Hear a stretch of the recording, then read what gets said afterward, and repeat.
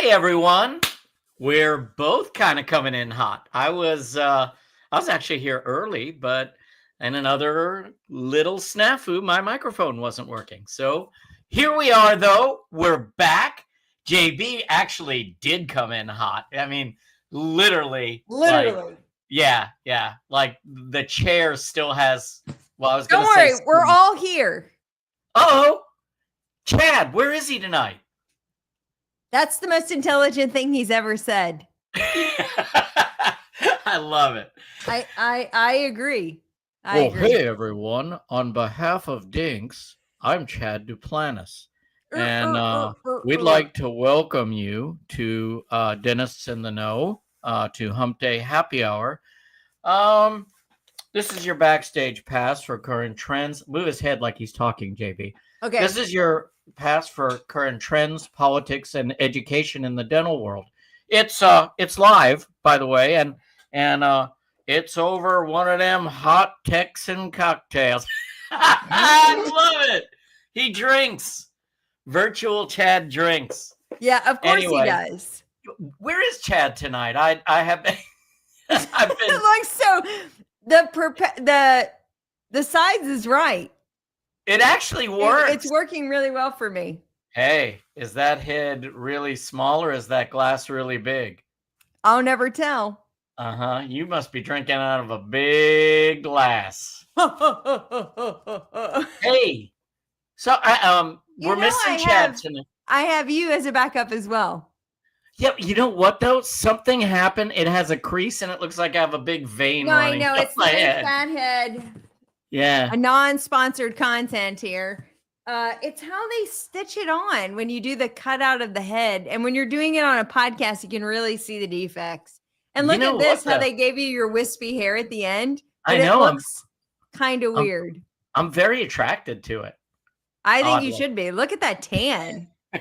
Yeah. Donald Trump ain't got nothing on me. Nothing. Not one thing. So, guys, it's JB and I tonight. Chad is on the road, and we're missing you, buddy. But we have a really cool show ahead of you. We just decided that some of our best shows are when we kind of reveal ourselves and kind of let you all know that, hey, we may be in the know, but we have sure made our share of mistakes. And still do on a daily basis. And so we're not here to talk down to anybody or talk at anybody or say we're better dentists. We just want to share what we've learned through our mistakes, which I think is one of the greatest teachers in the world. But anyway, happy to be here with you, JB. We're going to do a really cool show, just some banter between JB and I about some of our biggest mistakes in practice. So before we get going and do some news, how was your week? What have you had going on? You know, it's been fine. So we had terrible weather last week. So, you know, it was just really nice to actually have a few days of sunshine. So I found myself, you know, in the doldrums of winter, I'm much more inclined to stay at the office a little late, work on notes and all the things that have to get done, right? AR has been a big topic we've been working on this last 10 days. I absolutely cannot wait to get out the door. Like, I just want to get out in the sunshine and the warmth. The door cannot catch up with your ass on the way out. Like it can't. No. It will not hit you. No. Yeah. I'm so fast. In fact, I love my team, but I don't even say bye just in case that might encourage them to ask me a question or keep me just a little bit longer.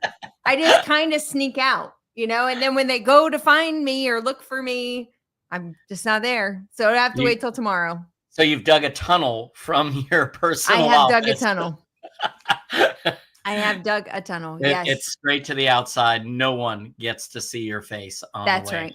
That's right. That's right. I don't How about you? How's your week?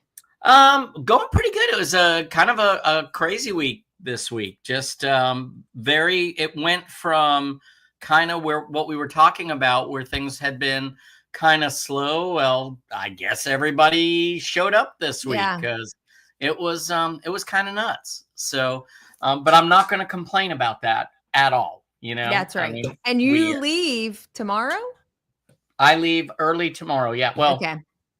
we're going to have a team meeting tomorrow morning before I get on the plane. So and that's actually going to be one of the mistakes I'll talk about. Great. Love it. Yeah, Is that's a good one. not making that investment in teams, so that traveling is not an excuse to not have your team meet. So anyway, we're gonna do that first thing tomorrow morning, and then I'm gonna jump on a plane, go out to Kansas City, and we're doing a 2-day hands-on sleep course. Kind of excited. I haven't done a 2-day course in a while, so we'll see if this old body can hold up. I attended one of your 2-day sleep courses. I don't know if it's too late to register, but for me, that was life-changing for what we wanted to do with sleep in our practice. So anybody that can see your course and I mean, man, it just gets you so excited and actually so ready to go back. I felt prepared. And I think that's the big difference with sleep, is that you really need courses that give you a playbook that you can go back and say, okay, here's how you're going to intake patients. Here's how we're going to talk about it. Here's how we're going to read sleep studies. Here's the next XYZ of how you're going to do this in your practice and how you're going to monitor them. And because I know a lot like me, we're like, okay, great. I totally get the idea. I have nowhere to start. I don't know how to monitor. I went to school to treat teeth. So, I'm going to need some education. Well, those are very kind words, but I have some really bad news for you. I don't think anything I taught you in the 2-day course you were at is. I mean, you know me, you know my philosophies. Yeah. I'm a COIS trained dentist. I'm going to be evidence based. I'm going to 100%. I'm going to always do what I feel like is in the best interest of the patient first. So those principles, of course, have not changed. But so many of the dynamics with regard to billing, I mean, it's been such a moving target over the years. We actually have Rose Neerman is going to Zoom in for a medical billing component. Oh, that's awesome. Yes. So I'm really excited to be working with them a little bit. And, they just do such a great job with that. So she's going to be coming in. Awesome. Gina Mattiello, my sleep care coordinator, is going to come in and Zoom in for an hour and answer questions, for the teams that are going to be there. And just kind of give the perspective of the sleep care coordinator. And it's just laid out so differently than anything I've ever done. And we'll see how it goes over. I mean, it'll be good content, but hopefully it'll be well received. Oh, absolutely. Yeah. I already know. I'm sure a lot of it has changed, but I know you as a speaker and as a person. So lives will be changed. Practices will be changed this weekend for sure. And I know you may know this, but some of my pictures were dated. Oh, so you updated them? Oh yeah, I've updated, baby. Whoa. I'm going all out. Now that there's still some oldies but goodies. You gotta have like your mentor slide. Yeah. There's some oldies but goodies, but yeah, it was definitely time for a refresh. So I love it. Yeah. Now I'm gonna have to take your course again. Yeah, see that? I might let you in for free. No. Yes. I'll be your entourage. Yes. No, actually, you're going to do it with me at the next time we do it. Yes. You've been doing it long enough. I'm sure I could learn a lot from you at this point, even with regards to sleep. I mean, I know I can learn a lot of other stuff from you, but I know I can learn a lot from sleep as well, just because you've been at it now for a while. So let's do this. Let's do some news. And then let's get right into some of our biggest mistakes. You got anything going on this weekend? You know what? I don't actually. It's kind of quiet, which I'm pretty pumped about. We're gearing up. The end of school is coming. So honestly, it's been a tough week. The kids have been all in their end of year testing, and my sweet Evie, who's my youngest, like a massive virus has also run rampant through their class at the same time where they feel the pressure that they need to be at school, but then they all feel like crap at the same time. So it's just been, I feel the end of the school year coming and the need for a little bit of rest. And so we're just going to lean into that a little bit and then get them through the last 5 days. And gosh, and then the world will be their oyster all summer. I Just, know.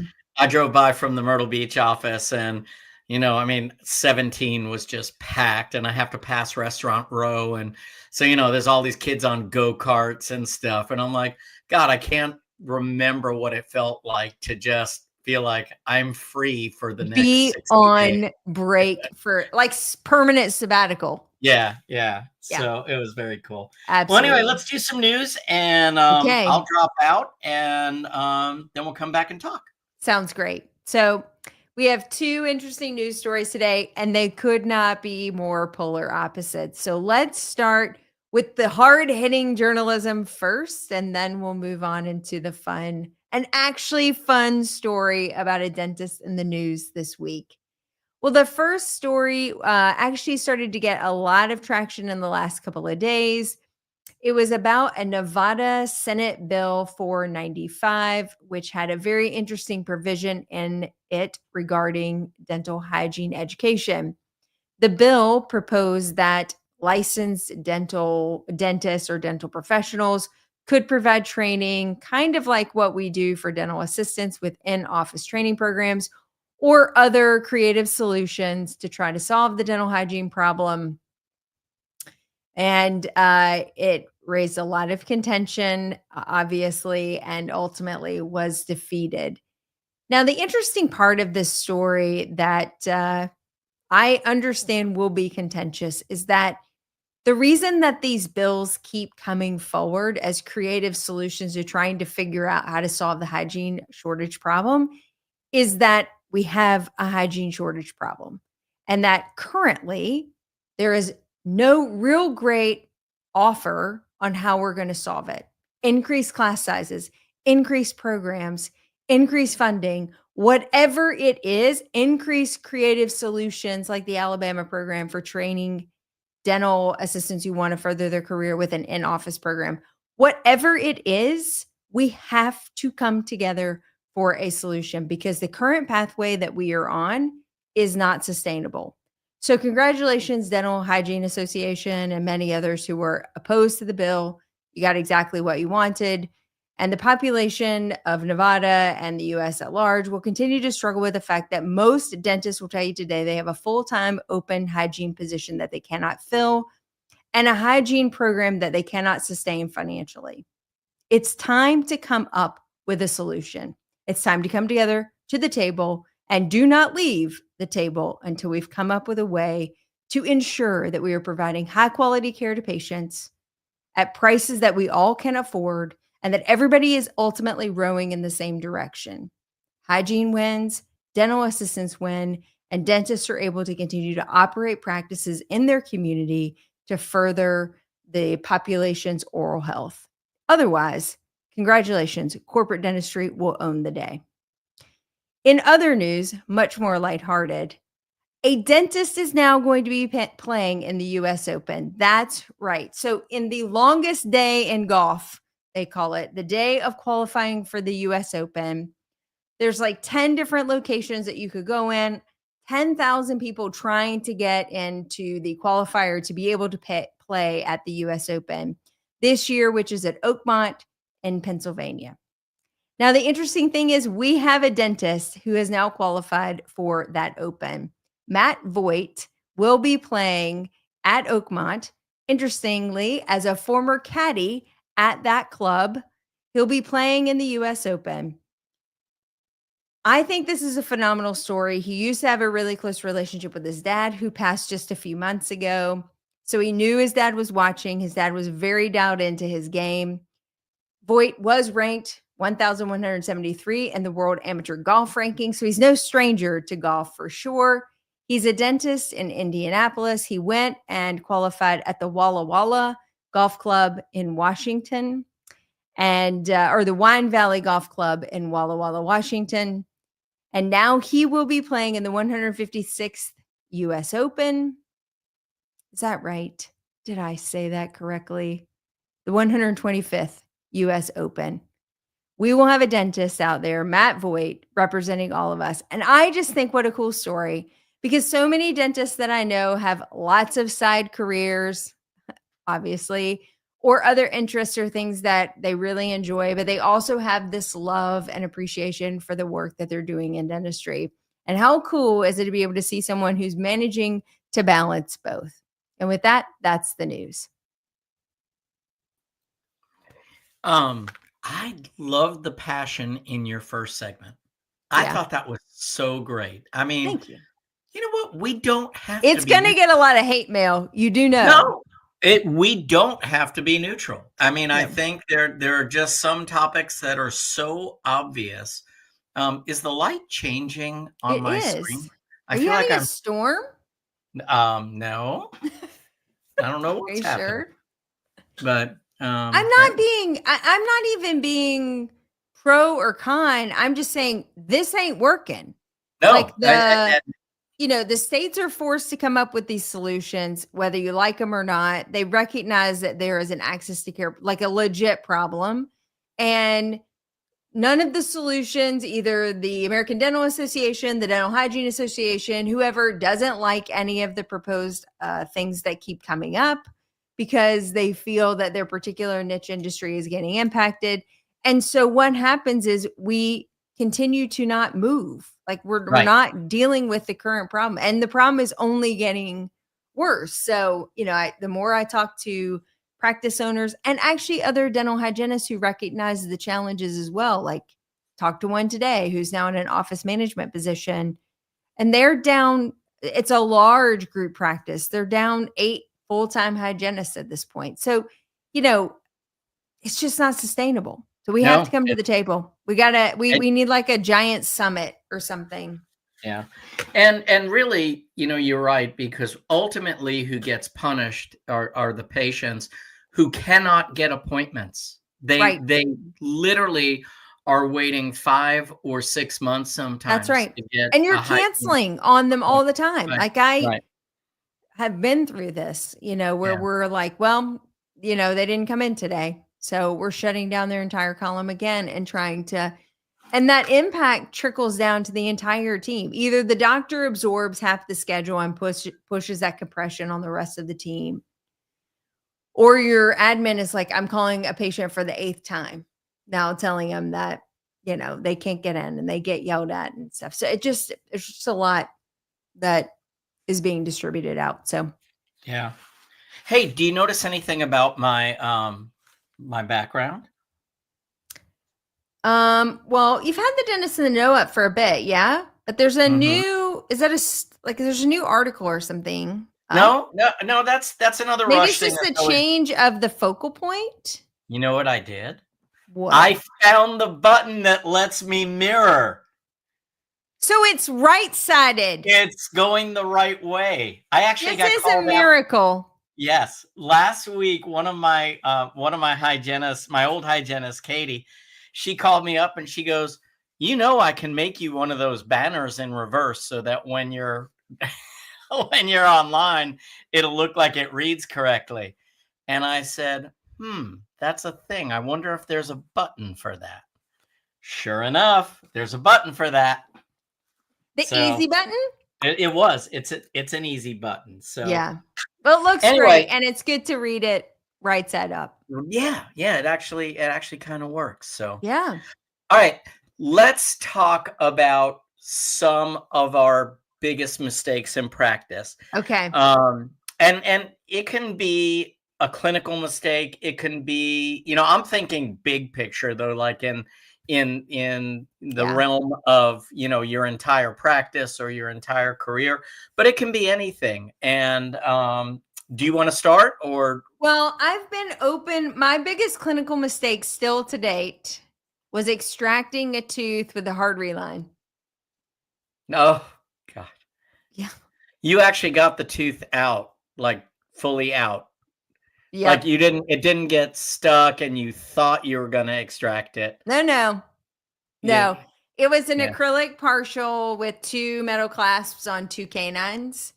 and I did a hard reline on the bottom. I actually was doing it on the top and the bottom, and I was working hard on the top and got distracted and did not get to the bottom fast enough to like establish path of draw.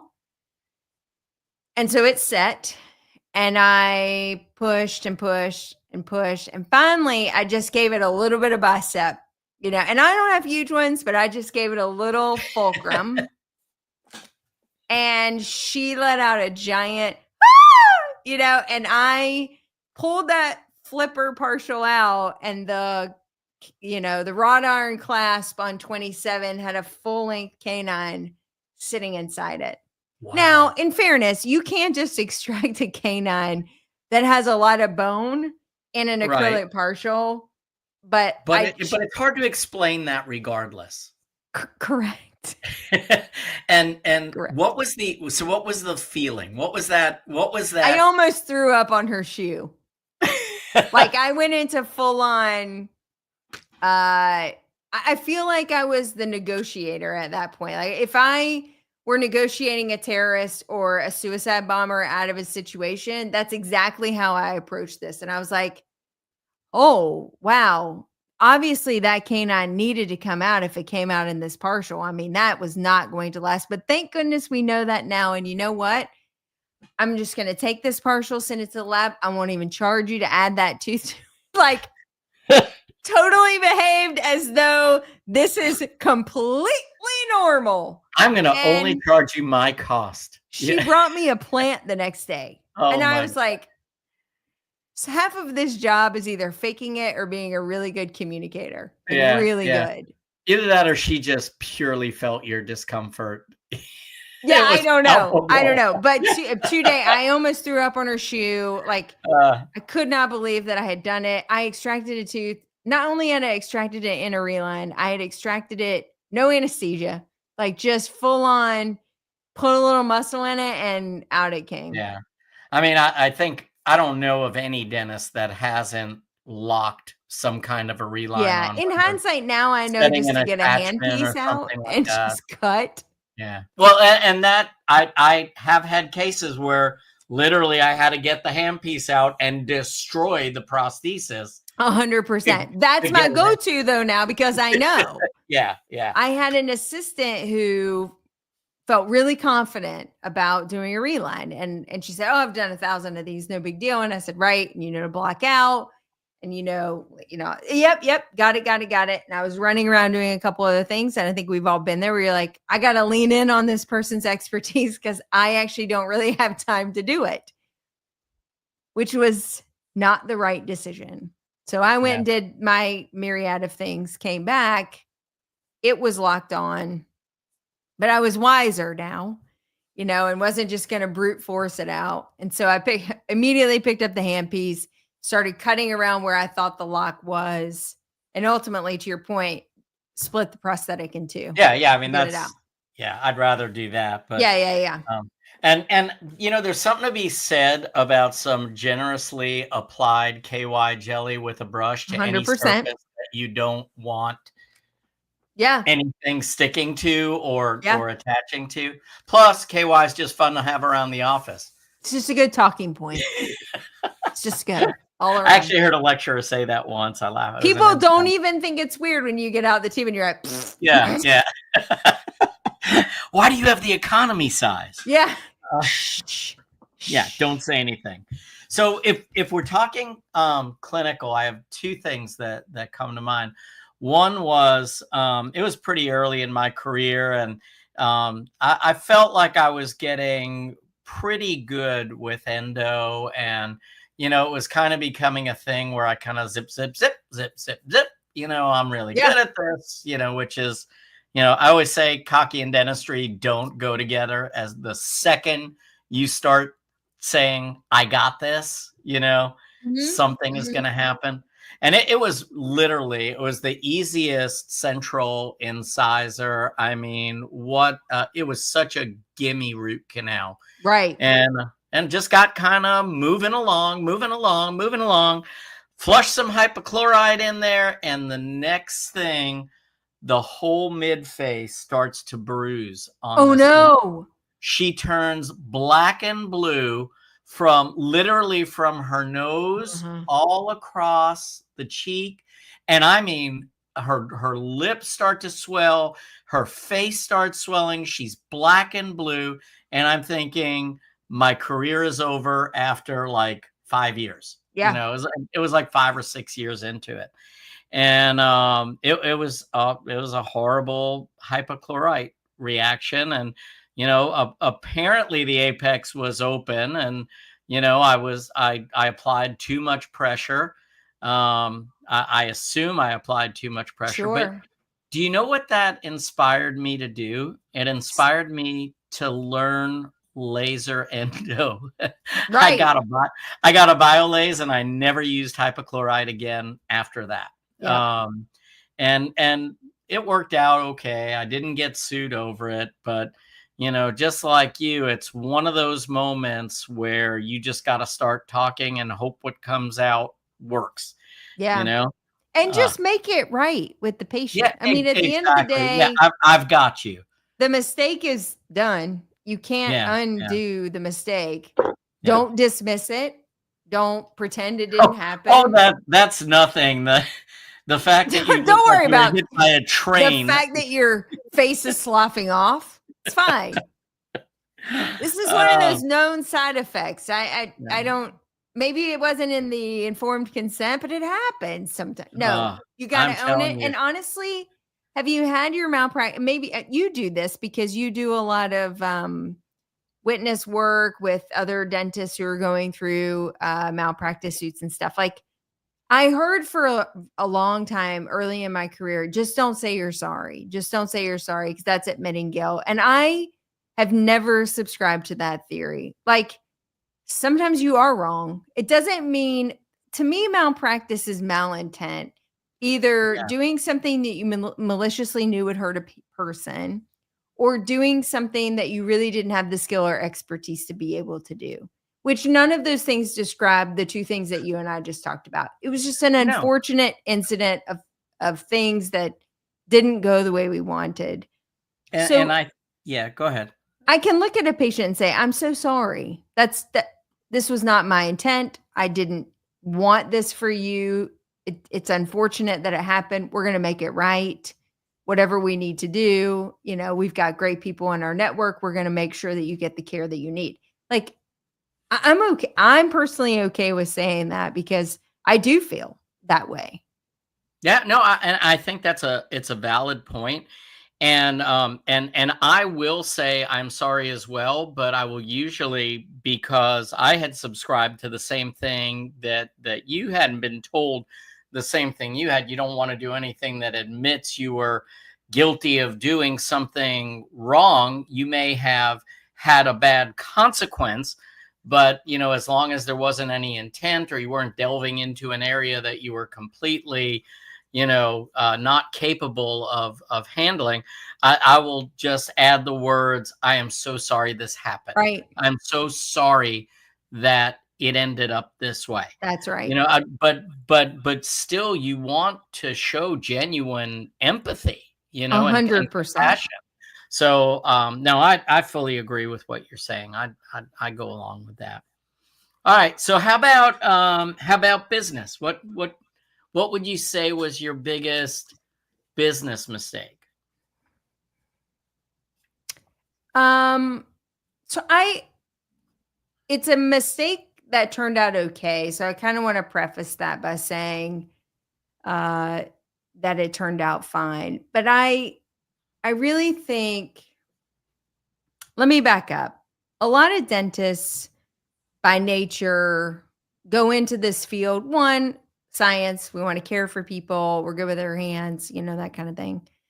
But there's also a good number of us that do have that entrepreneurial spirit, because a majority, at least up until maybe 5 to 10 years ago, fully understood the pathway. The career pathway was graduate from dental school, get a few licks in, and then you would own your own practice, and you would be a boss, you would manage people, you would be doing clinical dentistry. Like, it really has been a cottage industry for a long time. So many people go into this field in addition, because they want to be an entrepreneur, they want to own their own practice.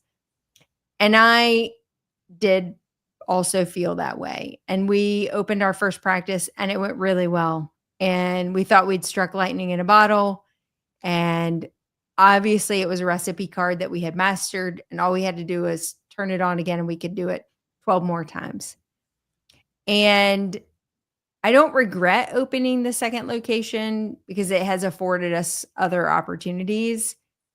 But I can definitely say for doctors out there that are thinking, man, this single office thing is pretty slick and it's going really well. And I'm making pretty good money off of it. And my people don't suck too much. And like my patients love me. And, and there's a new community right down the road that I probably could open up a second location.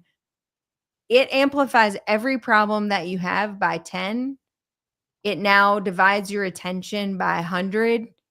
Whatever staffing issues you have in office 1, exponentially increase that by office 2. So the problem is I don't think that we can be clinical doctors and be these practice growers simultaneously. So the ones that I know that have been really successful have worked really diligently to peel themselves out of clinic pretty fast. And then they can divert that attention, expertise, whatever, to growing multiple series of practices, or it's a multi-partnership and they can kind of manage that. Those that have full intention of being in the trenches because they believe that they're the secret sauce to the practice growth, and then think they can replicate that and somehow make up more hours in the day that they're available to do clinic, and all of these things just sort of compound. So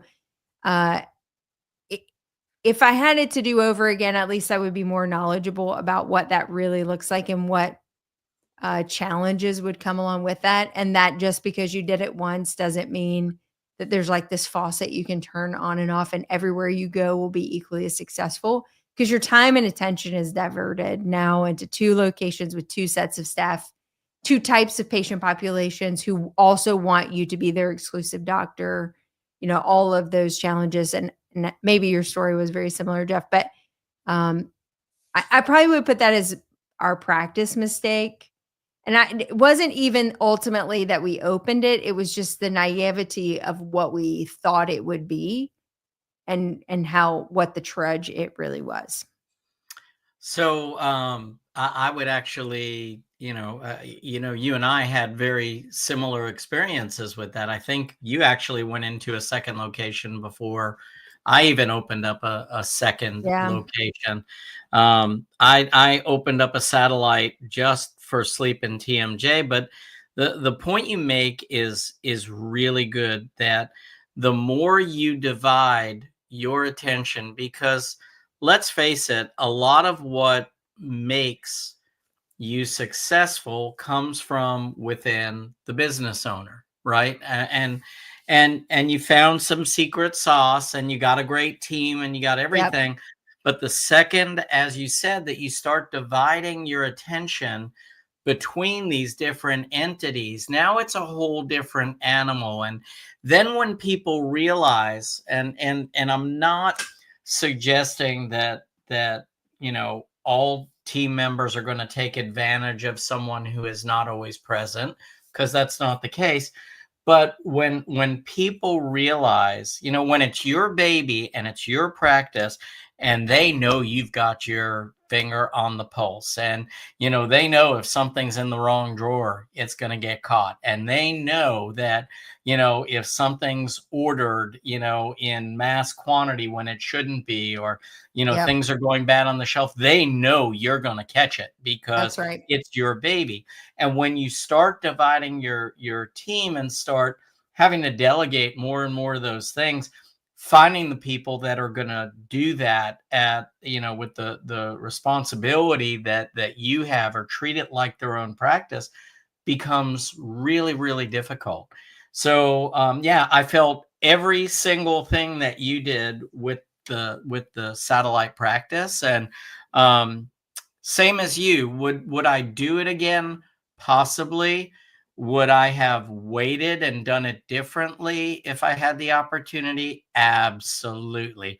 I would have had more infrastructure in place for overseeing all the systems the way that I did in my primary practice. So, yeah, I think that's a great point.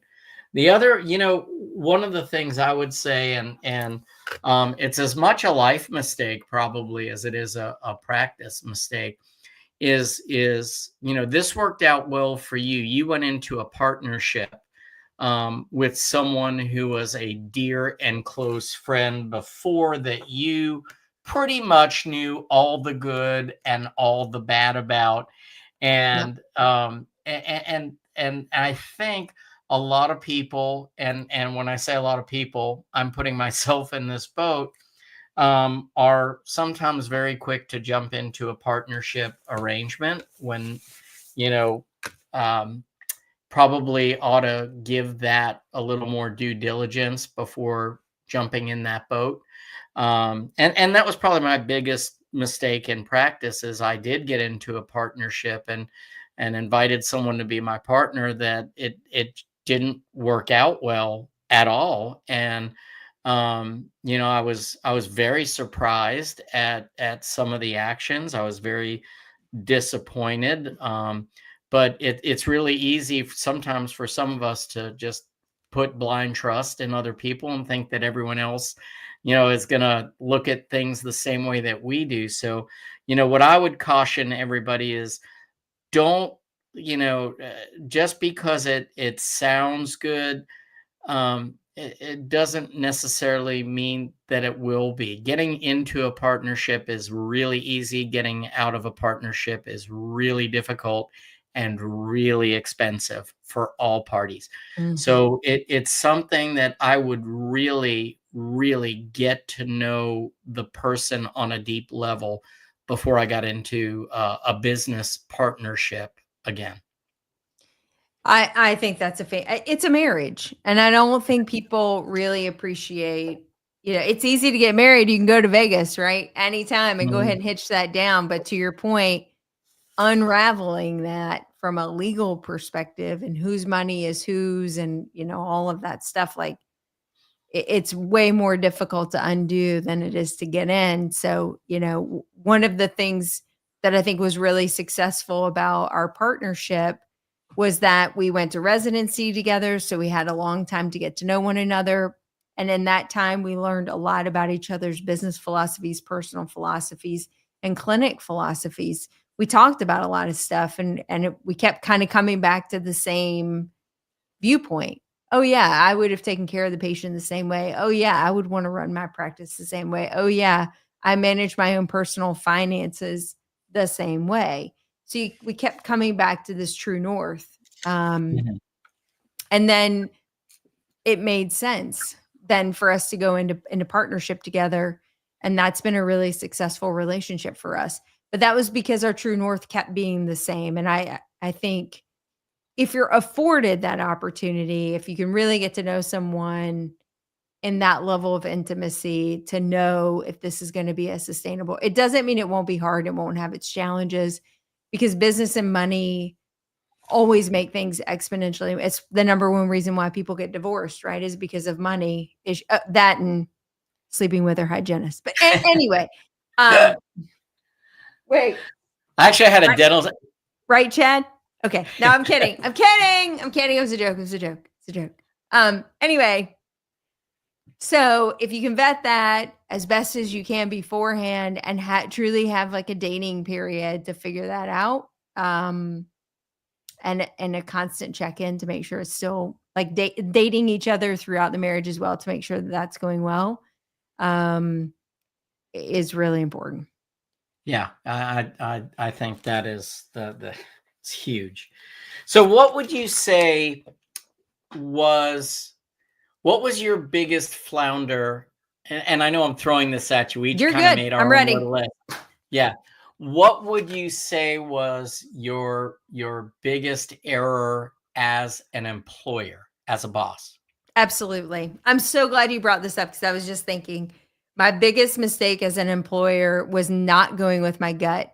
Every time every time a staff member came in, potential staff member or an existing staff member, and my gut told me something wasn't 100% right, or on paper they looked fantastic, but there was something about their personality that was a little bit rubby, or just you're like, well, they're a little bit of this, but gosh, on paper, like they're going to be able to do this, and this, and this. So, I think we would be a fool to turn away somebody with that type of credential. 9 times out of 9, we were right for us. And it's not that that person's a good person or a bad person. It's just, your philosophy, how you practice, what fits well for you. And honestly, personalities. I know a lot of practices do personality tests before they hire. And I think that would be really helpful if we had choices. I hate to say that, but like right now, you can personality test everybody. But when you only have 2 candidates for a job on any given day, you're like, in an ideal world, I'd love to have choices. But because even though a person may be an amazing human and might do a fantastic job clinically or whatever, they're not a good personality gel for you. Like, you don't physically enjoy them and they don't physically enjoy you or emotionally enjoy you, or like, it's just not a good fit. So for me as an employer, 100% of the time, it was that we knew something was going on. We knew there was an issue, or that we shouldn't hire someone, but there was business compression on us that forced us into a decision that we immediately regretted, in a reasonable short period of time. Right. And and I think we've all made bad decisions in hiring. Well, for me that's true. Yeah. But one of the things that has helped me, and again, this is not like I've always done this my whole career. I mean, like literally, I've evolved to this point now where when we do interviews, one of the most important things that I think as part of the interview process for me is I lay my shortcomings on the table right then and there. Like when they come in, I'm gonna tell you that I am disorganized. Right. Now, when I get in there and I'm on the tooth or I'm doing whatever I'm doing, I am ultra focused. Do not hit me with anything else. Do not. Right. But I am not organized. If I ask you to organize something, can you do it? If I tell you I need this put in order, I am going to lean on you. You tell me if you can do that. Yeah. And then I want you to tell me what your shortcomings are. If they can't come up with any shortcomings or it's an automatic no. When they say I can do all this, it's a yes. But I think the first step in all of that is realizing what you need in an employee in a particular position, and being vulnerable enough to say, here's where maybe I haven't done a great job and here's what I need to be a better clinician. Are you capable of this, or is this a strong point for you? And great if it is. If it's not, maybe we could talk about another position. I appreciate you saying it, but then tell me, what are your shortcomings so I can help make your job easier, or help complement you. And if they can't come up with an answer about their own shortcomings, it's over there. I mean, even if they're the only candidate, I'm going to keep looking regardless. So I think my biggest mistake as a boss is, and I've done this twice that I'm aware of, was holding a bad employee for way too long. Just because I was so worried of what would happen when I got rid of them. The first one was a hygienist that was very, very deeply rooted in the community. And she wasn't a bad person or anything like that. It's just, she wasn't good with the team. It just didn't work. And everything kind of always worked out that she was the common denominator. And I knew it, but I was so worried about, what's the community going to say? Because, I'm the newcomer to the community, and she's deeply rooted in the, and has been here for a long time. And, what's going to happen with that? And literally what ends up happening when you hold a bad employee for too long is your good employees start to lose respect for you. That's right. And it's almost like punishing the good behavior. And so I did that twice, actually. I thought I learned that lesson and did it again later in my career one time, where I knew who the common denominator was, and yet was so worried about the repercussions and the hard work that was going to have to be put in to fill this particular position and do it well, that I let what was easy go on for way Yep. too long. So that's definitely my biggest 100%. flaws boss. Yeah. Well, Okay. and it's never easy for confrontation. And so the things that I want to highlight from this conversation, especially for our young entrepreneurs and maybe some of our established practices, honestly, we learn so much from each other all the time. But when you and I said, like, wish we had gone with our gut or fired an employee that we knew was cancerous, but I feel like there's always that economic compression too. Like, well, if I fire them, then that's going to create this vacancy, which is then going to immediately affect production, immediately affect our profitability, which for dentists, 100% impacts their paycheck, 100%, but also impacts your patients. And if they call and they can't get in, like there's this whole trickle down effect, right?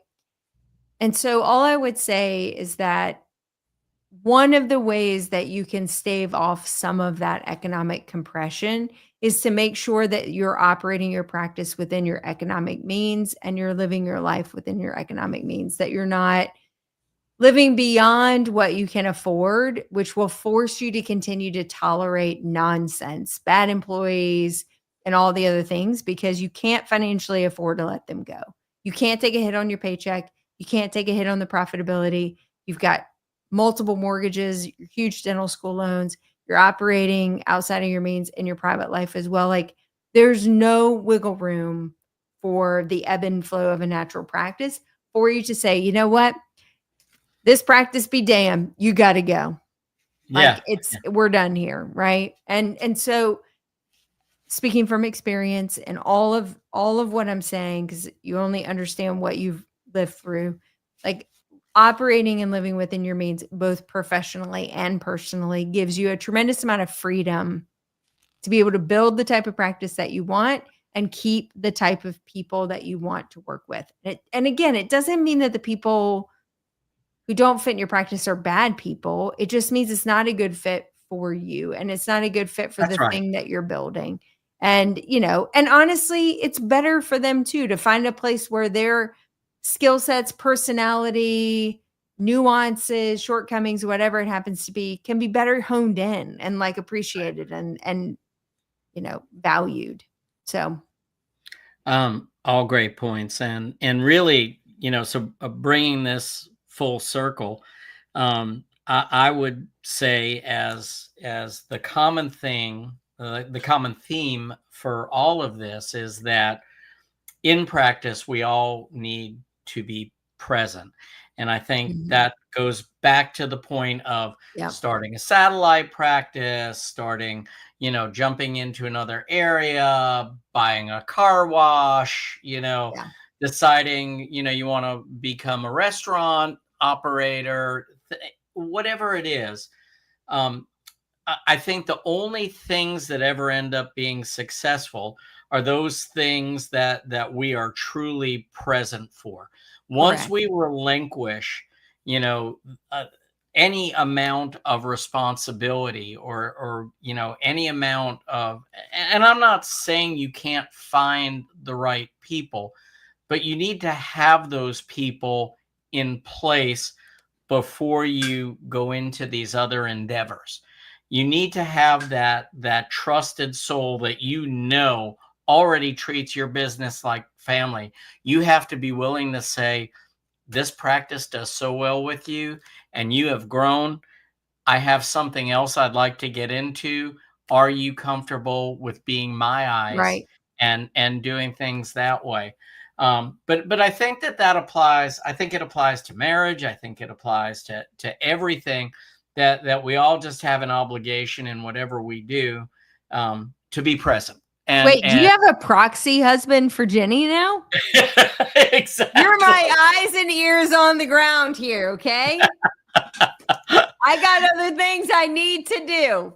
I'm telling you, there are 1,000 people in my life that are now saying lightning is going to strike. I am not speaking from the person who has done that well my whole life. That this is speaking from the I'm sweating. yeah, from the perspective of some regrets. Yeah. And what I would have done differently, if I could do it all over again. And but anyway, that's kind of my goal here, is to just be more present at everything that I'm Yes. But why doing. does And it take us so damn long to figure that out? I don't know, but sometimes it's just a matter of learning how to say no too, so Yeah.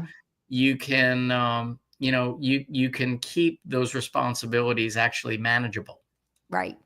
you know. So, 100%. great episode. I loved it. Yeah. It's raw, right? Yeah. Yeah. It's just us. We're both sweating a little bit. Yeah. Me more Also, than can you. I add another mistake? Having too many Please, yes. people consulting me at the same time. Like I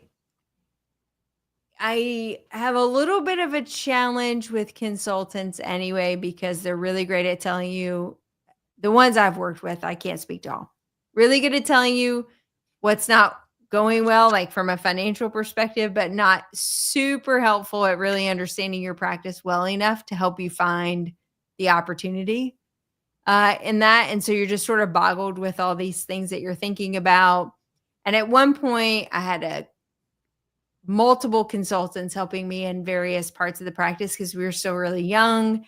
And our this is going to sound super whiny, but our first practice was so successful right out the gate, and it was simply because we were in the right place at the right time. This was an up and coming growing area, tons of new people moving in. We were the only office in that particular area, so we grew lightning fast, faster than we were ready for, frankly, or that Mm. we even, having never owned a practice before, faster than we knew what to do with going from 2 employees to 10, going from, 100 patients to 15,000. Like the speed at which it was moving was faster than we could keep up. So we had people coming in helping us train our clinical team to get them on, like, what does that look like to actually run them through a clinical training program to make sure everybody can do what we think they can do? And what does it look like from an operations standpoint if we have a consultant helping to make sure all of our systems and policies were in place? And like, we had so many people barking in our ear constantly. They're all really good people. They're actually really solid humans with great ideas. We were in a spot where we were so overwhelmed, onboarding so many employees, onboarding CPAs, onboarding attorneys, onboarding a myriad of employees, onboarding 12 new patients a week, like, just onboarding. Yeah. And so we couldn't give our attention enough to any of them. And we both looked at each other at one point. We're like, we were so just beyond overwhelmed. We'd brought in CIREC, we brought in lasers, we brought in scanning technology, CBCT, 15 employees, new CPAs, lawyers, attorneys, all the things. And we were just so completely overwhelmed.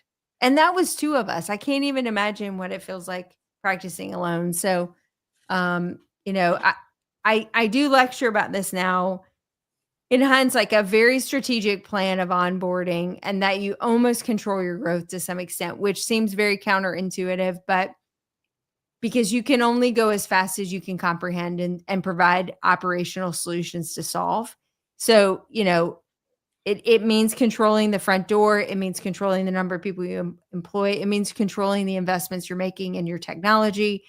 It just means having some type of governor on things to say, okay, I've mastered this. I get it. Or master is probably a strong word, but like understand it. I'm in a good spot. I'm ready to absorb my next new challenge, and then sort of feed your entrepreneurial spirit that way, as opposed to opening maybe a second practice. But like, keep that piece in mind, because it almost forced us out of dentistry really early, because we were so overwhelmed by the mountain of things that we were managing and trying to understand and comprehend at the same time. Yeah, that and managing families at the same time. Oh yeah, and had 3 kids all Yeah, in that span of time. So just a maybe little. I was just sleep deprived. It would have been totally easy had I had sleep. I would have been like, "Oh yeah, no problem. I could do that tomorrow. No problem." So But I've yeah, had and 1 hour of sleep, so no.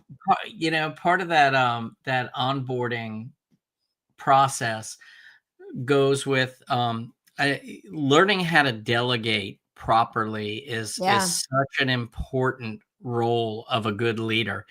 And where I used to always try to be the one who was overseeing the onboarding of whatever it was, I really learned. I mean, or as well as this brain can comprehend systems, that was something that John Coyce really instilled in me. And I developed this, this habit at CE, while I was at the Coyce Center.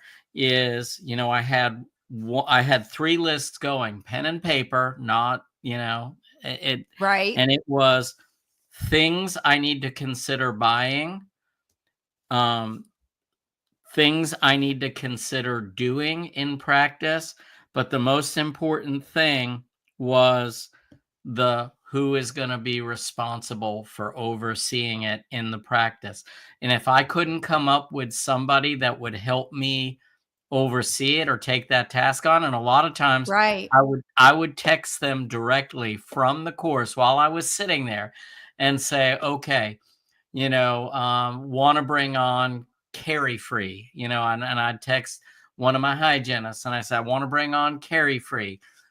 Would you be comfortable in taking this project on, getting all the literature, getting, starting to develop some talking points to our patients and how we're going to implement this. And I started doing that in courses because, like you, I was just the ready, fire, aim. Oh, that sounds good. Let's do that. That Correct. sounds great. Let's do that. And it was just always the next best thing. And that's an entrepreneurial spirit. But, again, there's big companies have a CEO, they have a COO, they have a CFO, and everybody kind of stays in their lane and knows who they need to delegate to. And we need to, even though we're smaller businesses, we need to really think of ourselves in that way, that there's no way we can flip the burgers and run the cash register and Right. oversee, that all the money is there and being deposited in the bank. We can't be all things to all people. So we have to find those right team members to really delegate things to, and learn how to onboard methodically, as you said. Right. Yeah. And it's very difficult. Yeah.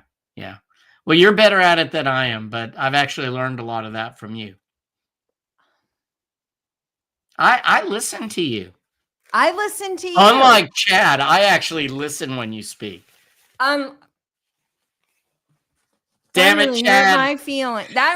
Okay, I'm just here. Nobody's really talking to me. Oh, hey guys, did you want me to say something? Hey, did you want me to say something? No.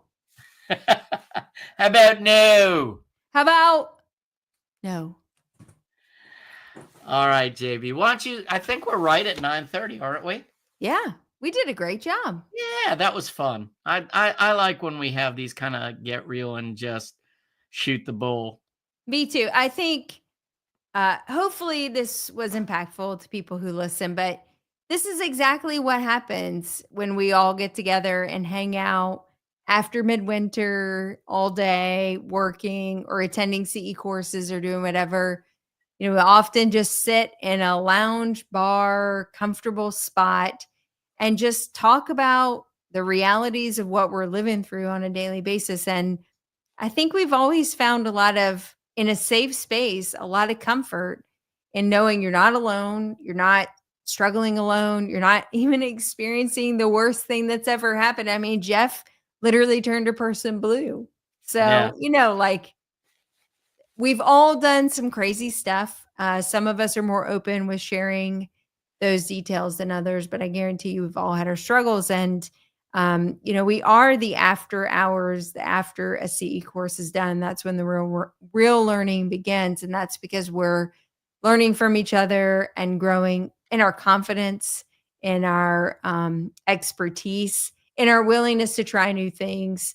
And if nothing else, just finding safety and security and knowing that we're not alone doing this.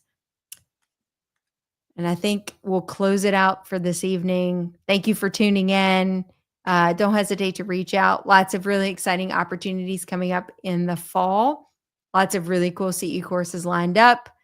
Obviously, great guests coming online. More events with DINKs live. Just really appreciate you being a part of the journey.